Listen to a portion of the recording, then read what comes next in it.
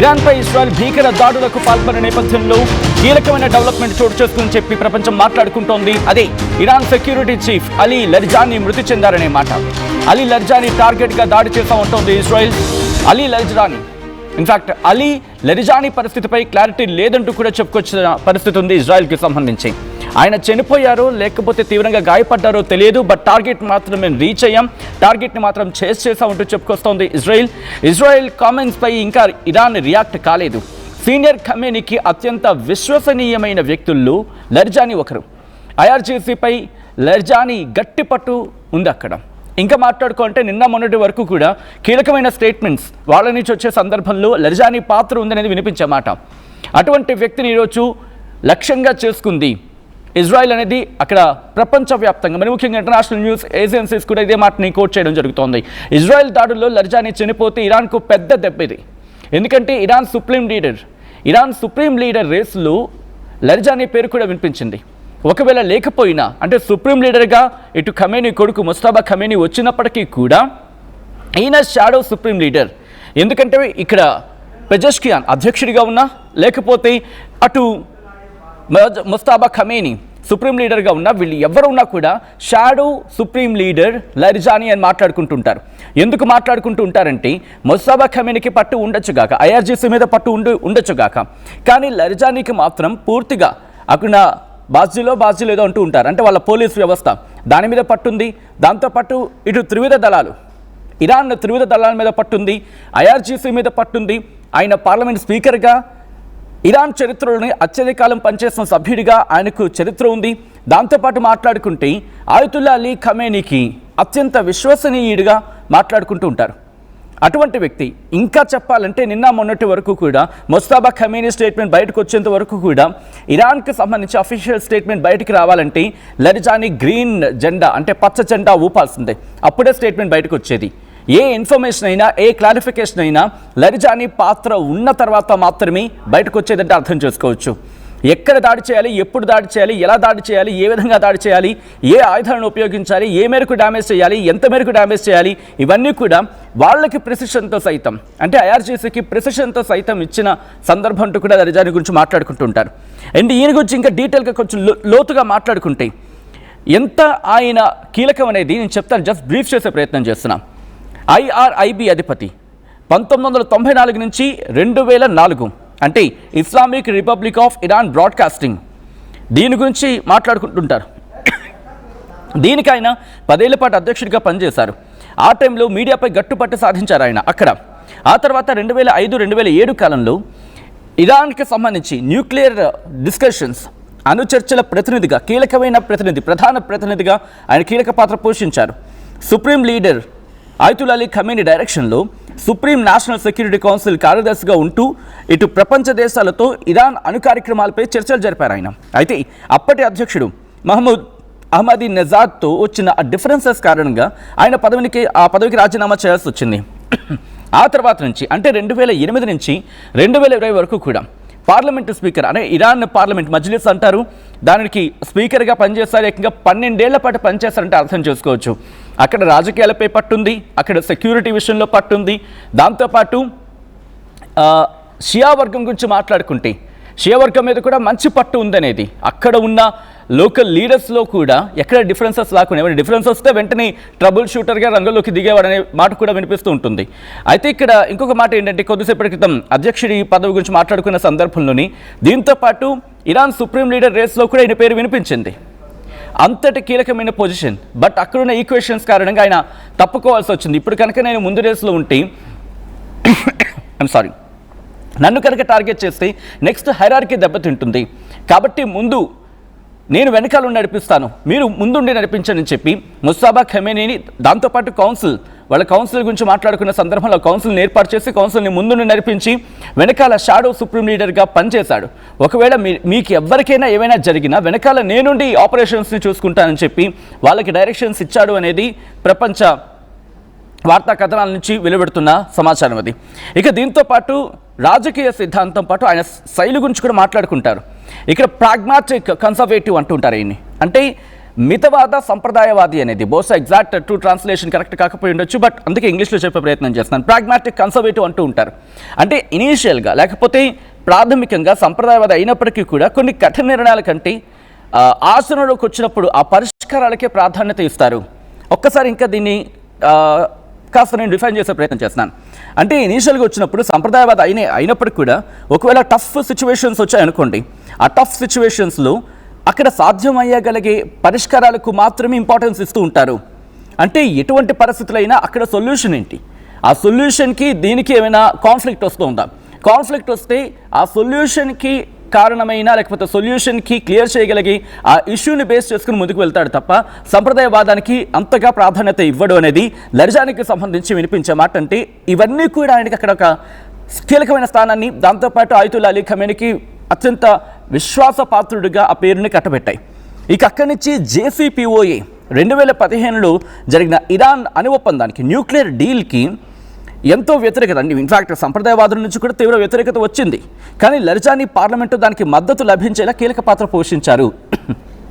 మీకు ఇక్కడ nuclear deal గురించి మాట్లాడుకున్నప్పుడు ఒకనొక సందర్భంలో ఆయతుల్లా అలీ ఖమేనీ కూడా ఒప్పుకోలేదు. ఎందుకంటే అది మరి ముఖ్యంగా కరెక్ట్ కాదు అనే అభిప్రాయాన్ని ఆయన వ్యక్తపరిచారు. ఆ తర్వాత తలెత్తిన పరిస్థితుల దృష్ట్యా న్యూక్లియర్ ప్రోగ్రామ్కి వెళ్ళింది, అది వేరే కథ అవుతుంది మళ్ళీ. But when it's comes to Larijani, ఆయన గురించి మాట్లాడుకున్నప్పుడు మధ్యవర్తిత్వం గురించి మాట్లాడుకుంటుంటారు. ఎందుకంటే ప్రభుత్వంలో మనం కొద్దిసేపటి క్రితం మాట్లాడుకున్నట్టుగా హార్డ్ లైనర్స్ ఉంటారు, దాంతోపాటు రిఫార్మిస్టులు ఉంటూ ఉంటారు, అంటే ఈ సంస్కరణవాదులు కూడా ఉంటూ ఉంటారు. వీళ్ళిద్దరి మధ్య ఎప్పుడు కాన్ఫ్లిక్ట్ ఉంటుంది. మరి అలాంటి సిచ్యువేషన్లో సుప్రీం లీడర్గా ఉన్న ఖమేనీ ప్రతి విషయంలోకి చొచ్చుకు వెళ్ళే అవకాశం ఉండదు. బట్ వాటిని క్లియర్ చేసిన అవసరం కూడా ఉంటుంది. అధ్యక్షుడు ఉన్నప్పటికీ కూడా వాటిని క్లియర్ చేసిన సందర్భం కూడా. కొన్ని ట్వీట్స్ వస్తున్నాయి, ఆ ట్వీట్స్ చూసే ప్రయత్నం చేద్దాం. Initial reports suggest Israeli strikes in Iran may have eliminated Ali Larijani among the most powerful figures in Iran's terror regime and secretary of the Supreme National Security Council along with senior Palestinian Islamic Jihad terror leaders అంటూ కూడా చెప్పుకొచ్చిన సందర్భం. So ఇది బహుశా ఇరాన్కి ఇప్పుడు కంటి మీద కునుకు లేకుండా చేసే అవకాశం ఉంటుంది. ఇరాన్కు అతిపెద్ద దెబ్బ అంటల్లో అతిశయోక్తి లేదు. But remember, everything is fair in love and war. Love and వార్లో ఎవ్రీథింగ్ ఫెయిర్ అంటూ ఉంటారు. అంటే పర్సెప్షన్ బిల్డప్ చేయడంలో, పర్సెప్షన్ బిల్డప్ చేస్తే కనుక పర్సెప్షన్ వార్ అంటూ ఉంటారు యుద్ధంలో. అంటే నేను అనుకున్నది అక్కడ ఒప్పుకునేలా, వాళ్ళలో ఒక ఊహాత్మకమైన కథనాన్ని నిజమని నమ్మించేలా ఆ పర్సెప్షన్ బిల్డ్ చేయడంలో కీలక పాత్ర పోషించి గెలిస్తే కనుక యుద్ధంలో గెలిచినట్టే. అంటే అందుకే ఎక్కడ కూడా ఆయన చనిపోయారని చెప్పి కన్ఫర్మేషన్గా న్యూస్ రావట్లేదు. ఇన్ఫ్యాక్ట్ ఇరాన్ కూడా ఎక్కడ కన్ఫర్మేషన్ ఇస్తున్న సందర్భం లేదు. ఎందుకంటే ఇస్తే ఇరాన్కి దెబ్బ, ఇవ్వకపోయినా ఇరాన్కే దెబ్బ. ఎందుకంటే కన్ఫర్మేషన్ సమస్య, ఒకవేళ ఉన్నాడు అని చెబితే కనుక చూపించాల్సి రావచ్చు. సో ఇప్పుడు ఇరాన్ నుంచి ఎటువంటి రియాక్షన్ రాబోతోంది, లేకపోతే లర్జానీ బయటకు వచ్చి ఆయన లేదు నేను బ్రతికే ఉన్నాను అని చెప్పి ఒక స్టేట్మెంట్ రిలీజ్ చేసే ప్రయత్నం చేస్తాడా, ముస్తాబా ఖమేనీ లాగా లేకపోతే ట్వీట్ చేసే ప్రయత్నం చేస్తాడా, ఇవన్నీ కూడా సాధ్యాసాధ్యాల గురించి మాట్లాడుకుంటూ ఉంటారు. అయితే అధ్యక్ష ఎన్నికలు, ఐ రిమెంబర్ పెజెష్కియాన్కి సంబంధించి, పెజెష్కియాన్ కన్నా ముందు అనుకుంటా ఇబ్రహీం రైసీ అధ్యక్షుగా ఉన్న సందర్భంలో కూడా ఈయన పేరు వచ్చినట్టుగా గుర్తు నాకు. 2021-2024 ఇరాన్ అధ్యక్ష ఎన్నికల్లో ఆయన పోటీ చేయని భావించారు. కానీ గార్డియన్ కౌన్సిల్ ఆయన క్యాండిడేట్స్ని రిజెక్ట్ చేసింది. ఇది ఇరాన్ రాజకీయాల్లో పెద్ద డిస్కషన్కి దారితీస్తుంది. దాంతోపాటు అత్యున్నత సలహాదారుగా ఎన్నికల్లో పోటీ చేయకపోయినప్పుడు కూడా ఆయన ఇప్పటికీ సుప్రీం లీడర్ ముస్తాబా ఖమేనీ, అంటే అప్పటి సుప్రీం లీడర్ ఆయతుల్లా అలీ ఖమేనీ తర్వాత ఇప్పుడున్న ముస్తాబా ఖమేనీ, వీళ్ళందరికీ కూడా అత్యంత సన్నిహితులుగా, దాంతోపాటు వ్యూహాత్మక విషయాల్లో కీలకమైన సలహాదారుగా ఉంటూ వస్తున్నారు. ముఖ్యంగా చైనా, దాంతోపాటు వెస్ట్రన్ కంట్రీస్తో సంబంధాల విషయంలో ఆయనకు చాలా గట్టి పట్టు ఉంది. ఎటువంటి ట్రబుల్ ఎదురైనా కూడా ట్రబుల్ షూటర్గా మాట్లాడుకుంటుంటారు. వెళ్తాడు, అక్కడ పని కానిచ్చేస్తాడు, వాళ్ళతో డిస్కషన్స్ చేస్తాడు, అక్కడికి అష్యూ ఖతం అయిపోతుంది. అక్కడితో అది అయిపోవడమే కాదు, అండ్ ఎక్కడైనా కాన్ఫ్లిక్ట్ లాంటి సిచ్యువేషన్స్ వస్తాయి, ఒకవేళ యుద్ధం లాంటి పరిస్థితులు వస్తే కనుక IRGCని హ్యాండిల్ చేయాలి. ఎందుకంటే మనం కొద్దిసేపటిగా మాట్లాడుకున్నట్టుగా అక్కడ ఇరాన్లో ఒక సుప్రీం లీడర్ని డిసైడ్ చేయాలన్నా IRGC, ఒక విధంగా చెప్పాలంటే IRGCకి సంబంధించి పాత్ర ఉంటుంది, కీలక పాత్ర ఉంటుంది. వాళ్ళని కూడా ఒప్పించగలగాలి. ఎక్కడైనా నొప్పిస్తే వాళ్ళు మొత్తం అక్కడ తిరగరాసేయచ్చు చరిత్రని మొత్తం. కాబట్టి అటువంటి వ్యవస్థల మీద పట్టు ఉండడమే కాదు, అక్కడున్న పోలీసు వ్యవస్థ మీద పట్టు ఉండాలి, త్రివిధ దళాల మీద పట్టు ఉండాలి, రాజకీయాల మీద పట్టు ఉండాలి, అక్కడ ఉన్న సంప్రదాయవాదులకు అందరినీ కూడా ఒప్పించాలి, ఆ క్లరిక్స్ అందరినీ కూడా నమ్మించగలగాలి, ఒప్పించగలగాలి, దేశాన్ని ముందుకు తీసుకువెళ్తాను అనే ధైర్యం ఇప్పించగలగాలి. ఇవన్నీ ఉన్నా కూడా కీలక స్థానంలో ఉండడానికి ఇప్పుడు సిచ్యువేషన్ అక్కడ సపోర్టివ్గా లేదు. ఇన్ని తెలిసినప్పటికీ వెనకాల ఉండే నడిపించాడు ఇతగాడు అనేది వినిపించే మాట. సో ఇప్పుడున్న పరిస్థితుల్లో ఆయన మనుగడ సాధ్యం కాదు, ఆయన ఎక్కువ రోజులు బ్రతికే అవకాశం లేదు, ఆయన కూడా టార్గెట్ చేసే అవకాశం ఉందని గత 2-3 రోజులుగా చాలా గట్టిగా చర్చ జరుగుతోంది. ఐ థింక్ నిన్న మొన్న అనుకుంటా ఆయనకు ఒక సంబంధించి ఒక స్టేట్మెంట్ కూడా బయటకు రావడం జరిగింది, subject to the correction here it again. So అటువంటి సందర్భాల్లో బహుశా నెక్స్ట్ టార్గెట్ ఈయనే అవ్వచ్చు అని చెప్పి అనుకున్న సందర్భం కూడా, ఎందుకంటే టాప్ కమాండర్గా టాప్ లీడర్గా ఉన్న పరిస్థితి. సో అటువంటి పరిస్థితుల్లో ఇప్పుడు ఇజ్రాయెల్ ఇంకా ఎవరిని టార్గెట్ చేయబోతోంది? ముస్తాబా ఖమేనీ గురించి ఫస్ట్గా పర్సెప్షన్ వారి గురించి మాట్లాడుకుంటే ముస్తాబా ఖమేనీ చచ్చిపోయాడంటూ అంటూ ఒక పర్సెప్షన్ని బిల్డప్ చేసే ప్రయత్నం చేసింది. ఆ తర్వాత లేదు కాస్త గాయాలయ్యాయి, బట్ కుదురుకుంటున్నాడు, కోలుకుంటున్నాడని చెప్పి ఇదే ప్రపంచ వార్తా సంస్థలు కావచ్చు, ఇన్ఫ్యాక్ట్ ఇంటర్నేషనల్ న్యూస్ అవుట్లెట్స్ చెప్పుకొచ్చినమాట. ఇప్పుడు అలీ లరిజానీ విషయంలో కూడా అదే జరుగుతోంది. బట్ ఇక్కడ ఏంటంటే ఆయన చనిపోయాడు అనే ఒక పర్సెప్షన్ అయితే మాత్రం ప్రెసెంట్ బిల్డ్ అయింది. అది పర్సెప్షనా లేకపోతే రీల్ అనేది బహుశా ఇరాన్ నుంచి ఒక స్టేట్మెంట్ వచ్చిన తర్వాత మాత్రమే క్లారిటీ వచ్చే అవకాశం ఉంది. But Iran చెబుతుందా?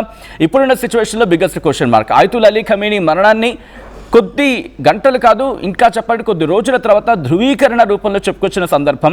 అది కూడా వాళ్ళ న్యూస్ అవుట్లెట్స్ నుంచి వచ్చింది తప్ప అఫీషియల్గా రావడానికి కొన్ని రోజుల సమయం అయితే మాత్రం పట్టింది అనుకోవడంలో అతిశయోక్తి లేదు. బట్ అటువంటి సిచ్యువేషన్ ఇప్పుడు లరిజానీది కూడా, ఎందుకంటే పెజెష్కియాన్ డైరెక్ట్గా మాట్లాడుతున్న దాఖలాలు కనిపించట్లేదు. దాంతోపాటు ముస్తాబా ఖమేనీ ఇప్పుడు ఏకంగా అజ్ఞాతంలోకి వెళ్ళిపోయారు, ఆయన స్టేట్మెంట్ ఎక్కడ కనిపించట్లేదు. దాంతోపాటు ఇరాన్కి సంబంధించి కీలక నేతగా ఉన్న అలీ లరిజానీ ఆయన స్టేట్మెంట్ ఎక్కడ బయట కనిపించట్లేదు. బట్ వాళ్ళ నుంచి ఒక రిప్రజెంటేటివ్ మాత్రం స్టేట్మెంట్ రిలీజ్ చేయడం జరుగుతోంది. సో ఇప్పుడు ఇరాన్ చాలా వ్యూహాత్మకంగా మాత్రం వెళుతుంది అనడంలో ఎటువంటి అతిశయోక్తి లేదు. ఎందుకంటే ఆ హైరార్కీని ఎప్పటికీ ప్రిపేర్ చేసేస్తుంది.